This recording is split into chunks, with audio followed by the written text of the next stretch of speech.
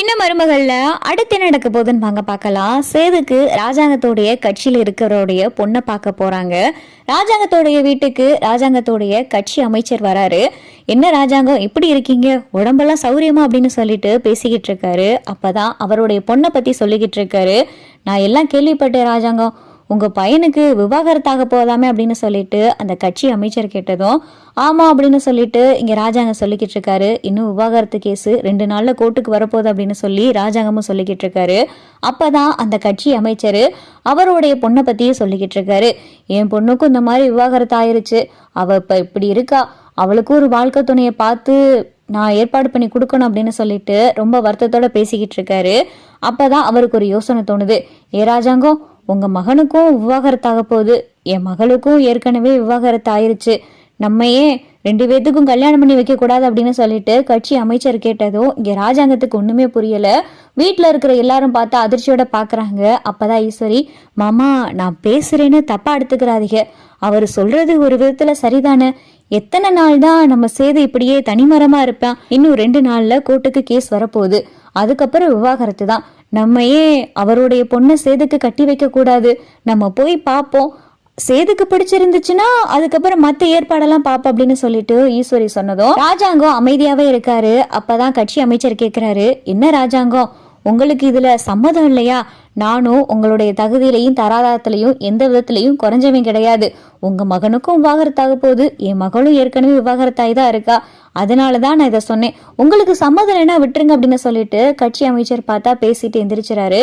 சரி நான் கிளம்புறேன், உங்களுடைய முடிவை பார்த்து சொல்லுங்க, இதுதான் என்னுடைய பொண்ணுடைய போட்டோ அப்படின்னு சொல்லிட்டு அவர் பார்த்தா போன்ல பொண்ணுடைய போட்டோவும் காட்டுறாரு. அதை பார்த்தா ஈஸ்வரி மோகனா எல்லாரும் வாங்கி பாக்குறாங்க. ஈஸ்வரிக்கு பார்த்தா அந்த பொண்ணை ரொம்பவும் பிடிச்சு போயிடுது. என்ன மாமா பார்க்க பொண்ணு லட்சணமா நல்லா இருக்கு, அதுக்கப்புறம் ஏன் மாமா யோசிச்சுக்கிட்டு இருக்கீங்க, அவர்கிட்ட சொல்லுங்க மாமா, நாங்க இந்த மாதிரி பொண்ணு பார்க்க வரோம் அப்படின்னு சொல்லிட்டு ஈஸ்வரி சொல்லிடுது. சரிங்க ராஜாங்கம், அப்ப நான் கிளம்புறேன் அப்படின்னு சொல்லிட்டு கட்சி அமைச்சரும் பார்த்தா கிளம்பிடுறாரு. அதுக்கப்புறம் பார்த்தா சேது வராரு. எல்லாருடைய முகமும் அமைதியா இருக்கிறத பார்த்துட்டு என்ன எல்லாரும் ஒரு மாதிரியா இருக்கே அப்படின்னு சொல்லிட்டு சேது கேட்கிறாரு. அது சேது அப்படின்னு சொல்லிட்டு ஈஸ்வரி சொல்லிக்கிட்டு இருக்கு, நாளைக்கு உனக்கு பொண்ணு பார்க்க போகலான் இருக்கோம், இதை பத்தி நீ என்ன நினைக்கிற அப்படின்னு சொல்லி ஈஸ்வரி கேட்கவும் எதுக்கு சினிமா இப்ப அதெல்லாம் அப்படின்னு சொல்லிட்டு சேது கேட்கிறாரு. பின் என்ன சேது பண்ண சொல்ற, வாழ வேண்டிய வயசுல இப்படி தனிமரமா இருந்து கஷ்டப்பட போறியா, குழந்தை குட்டி பொண்டாட்டி அப்படின்னு சொல்லிட்டு நீ சந்தோஷமா இருக்க வேணாமா, இம்பிட்டு சொத்தை உங்க அப்பா உனக்காக சேர்த்து வச்சிருக்காரு, அத ஆண்டு அனுபவிக்கிறதுக்காகவாது நீ ஒரு பிள்ளை பெத்துக்கிறனும் ஒரு கல்யாணமும் பண்ணிக்கிறனும், அதனால நாங்க சொல்றத நீ கேளு, நாங்க முடிவெடுத்தா சரியாத்தான் இருக்கும் அப்படின்னு சொல்லி ஈஸ்வரி பேசையில சாவித்திரிக்கும் தாமரைக்கும் பார்த்தா எதுவுமே பேச முடியல. இவ ஒருத்தி போதும், என் மகளுக்கும் சேதுக்கும் கல்யாணம் நடக்காம இருக்கிறதுக்கு இவளே எல்லாத்தையும் பண்ணிடுவா அப்படின்னு சொல்லிட்டு சாவித்திரி மனசுல நினைச்சுக்கிட்டு இருக்கு. சரி சின்னம்மா என்னமோ பார்த்து பண்ணுங்க அப்படின்னு சொல்லிட்டு சேது பார்த்தா எந்திரிச்சு போகிறாரு.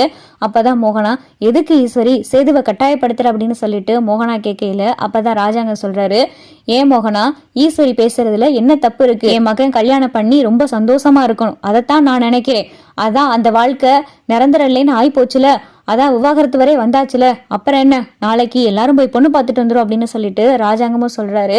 இங்க பார்த்தா மோகனாவும் வேற வழியிலன்னு சொல்லி சரின்றாங்க. பார்த்தா எதுவுமே பேசாம அழுதுகிட்டே இருக்காங்க.